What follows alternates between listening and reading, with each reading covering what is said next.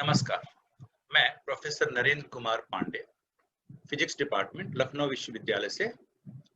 और मैं अपने एक लेक्चर सीरीज वेव मोशन के ऊपर में आज बात करने जा रहा हूं। और इस वेव मोशन लेक्चर सीरीज का आज पहला लेक्चर होगा सिंपल हार्मोनिक मोशन के बारे में। और ये सिंपल हार्मोनिक मोशन को समझ करके ही हम एक वेव मोशन को समझ सकते हैं। तो आज के इस लेक्चर में सिंपल हार्मोनिक मोशन में आप सबका मैं स्वागत करता हूं।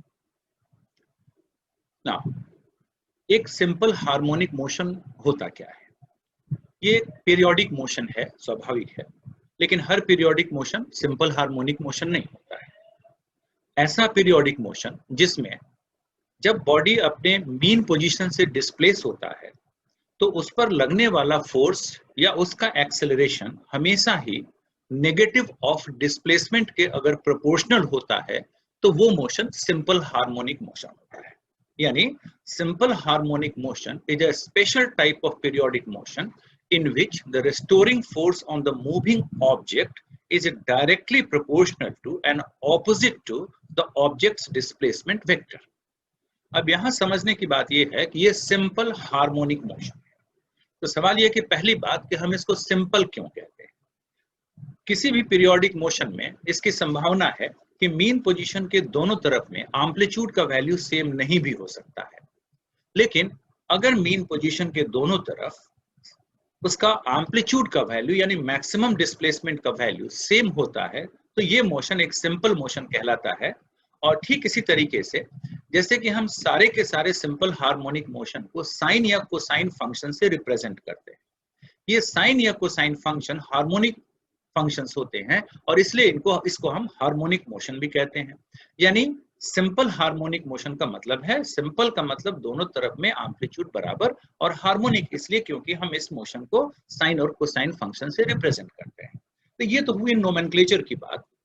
अब दूसरी बात ये आता है कि दुनिया के जितने भी कॉम्प्लिकेटेड मोशंस हैं, पीरियोडिक मोशंस हैं, अगर उन सब को रिजॉल्व किया जाए, उन सबको उनके कंपोनेंट्स में बांटा जाए या उन सबको उनको घटकों में तोड़ा जाए तो ये देखा जाएगा कि सारे के सारे कॉम्प्लिकेटेड पीरियोडिक मोशन सभी के सभी लीनियर कॉम्बिनेशन होते हैं सिंपल हार्मोनिक मोशंस के। उन सिंपल हार्मोनिक मोशंस के जिनके एम्पलीट्यूड एक दूसरे से डिफरेंट हो सकते हैं, जिनकी फ्रीक्वेंसी एक दूसरे से अलग हो सकती है, लेकिन सारे इस तरह के मोशन को हम रिजॉल्व कर सकते हैं इस तरह के सिंपल हार्मोनिक मोशंस में। तो इसलिए ये सिंपल हार्मोनिक मोशन बहुत ही इंपॉर्टेंट मोशन हो जाता है पूरे फिजिक्स में, और यहीं से एक वेव को समझने की शुरुआत होती है। और ये सिंपल हार्मोनिक मोशन एक मैथमेटिकल मॉडल की तरह से होता है जो कई तरह के मोशन को रिप्रेजेंट करता है। जैसे एक सिंपल मास स्प्रिंग सिस्टम का मोशन एक सिंपल हार्मोनिक मोशन हो सकता है, एक सिंपल पेंडुलम का मोशन एक सिंपल हार्मोनिक मोशन हो सकता है। तो इस तरह से बहुत सारे मोशंस होंगे जिनका मैथमेटिकल मॉडलिंग हम सिंपल हार्मोनिक मोशन के ऊपर में कर सकते हैं। अब इसको थोड़ा सा आगे बढ़ करके देखते हैं। जैसे हमने यहाँ पर दिखाया है एक स्प्रिंग मास सिस्टम को, आप देख सकते हैं कि इसका mean position x is equal to 0 पर है। अब मीन पोजीशन जहां x इज इक्वल टू 0 पर है तो अगर हमने इसको राइट हैंड साइड की तरफ डिस्प्लेस किया बाय x तो इस पर एक रिस्टोरिंग फोर्स लेफ्ट की तरफ लगना शुरू हो जाएगा, और हम इसको जितना डिस्प्लेस करके राइट हैंड साइड में छोड़ेंगे वो इसका मैक्सिमम डिस्प्लेसमेंट या एम्पलीट्यूड हो जाएगा।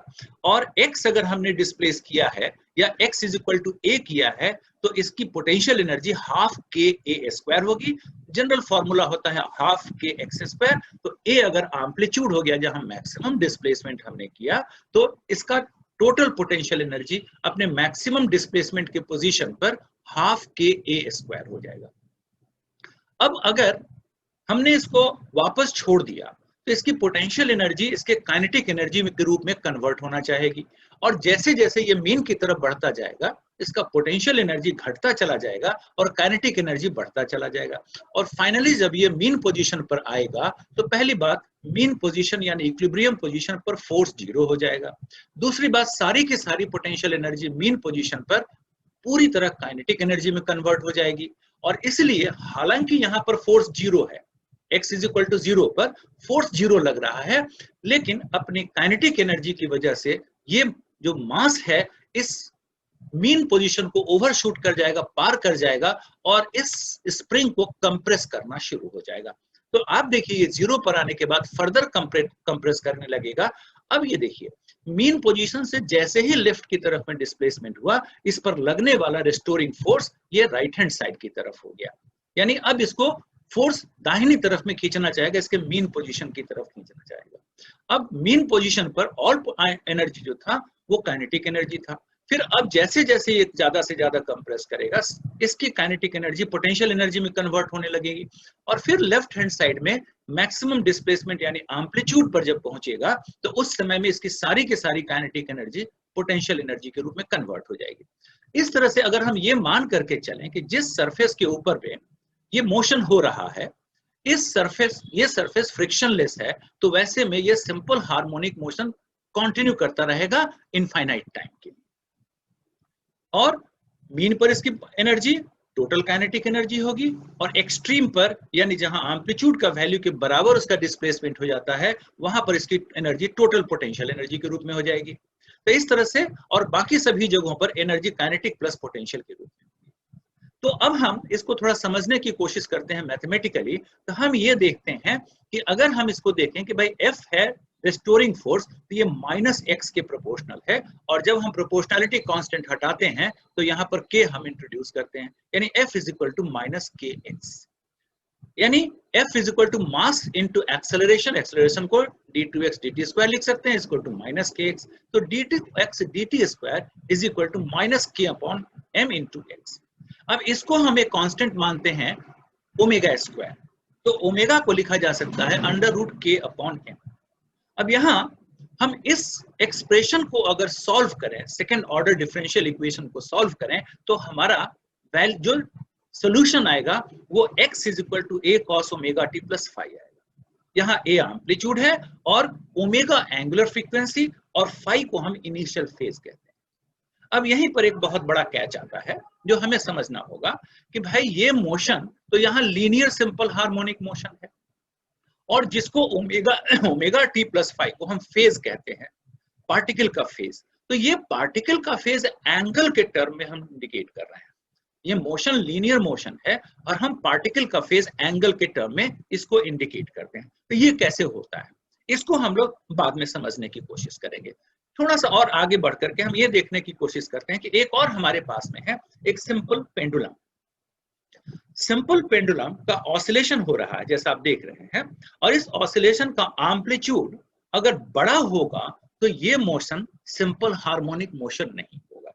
इस चीज को मैथमेटिकली हम देखने की कोशिश करते हैं। वो क्या है, हमने यहाँ देखा कि अगर इसमें इस थ्रेड में जिससे बॉब बंधा हुआ है टेंशन T है, तो इसके दो कंपोनेंट होंगे। ऊपर की तरफ T cos थीटा होगा और इसके मीन पोजीशन की तरफ T sin थीटा होगा, यानी रेस्टोरिंग फोर्स हमारा T sin थीटा होगा। तो हम लिख सकते हैं -T sin theta is equal to mass into acceleration toward the mean position is equal to m d2x dt square. अगर थीटा स्मॉल है तो sin theta can be written as theta which is equal to x upon L। आप देख सकते हैं for a small theta this x may be taken as linear, this displacement may be taken as linear। दूसरा हमारा है T cos theta ऊपर है और mg नीचे है, तो net force acting on this is T cos theta minus mg and this is equal to vertical हमारा acceleration m into vertical acceleration ay। अब यहाँ थीटा अगर स्मॉल है तो cos थीटा बहुत छोटा है और वर्टिकल एक्सेलरेशन नेग्लिजिबल है, यानी हम देखें तो mathematically T will come out to be mg।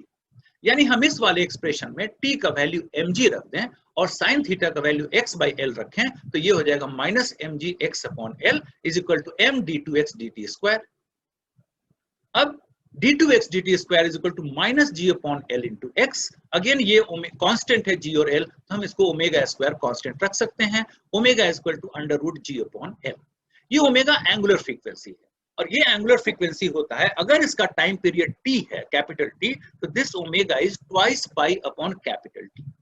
यानी ओमेगा को twice pi upon capital T हम लिखें तो हम T को twice pi under root L upon G इसका टाइम पीरियड लिख सकते हैं। तो this is the simple harmonic motion, बिल्कुल सिंपल टर्म्स में अगर हम समझने की कोशिश करें। अब इसमें देखने वाली बात इसमें ये है कि जैसे हमने बात कही कि इसमें ये मोशन हमारा यहाँ लीनियर है, और इसको भी हमने जब रिजॉल्व करके सिंपल हार्मोनिक मोशन का मॉडल किया तो वैसे में ये भी एक यहाँ पर लीनियर मोशन की तरह से हुआ। तो अब ये लीनियर मोशन है तो ये फेज इसमें हमारा एंगल के टर्म में कैसे आ गया, और दूसरी बात ये फेज होता क्या है, इस चीज को भी समझना जरूरी है कि हम एक जब कहते हैं फेज ऑफ अ पार्टिकल, तो फेज क्या होता है, इसको हम अगले वाले एक लेक्चर में हम इसको फेज को सेपरेटली समझाने की कोशिश करेंगे।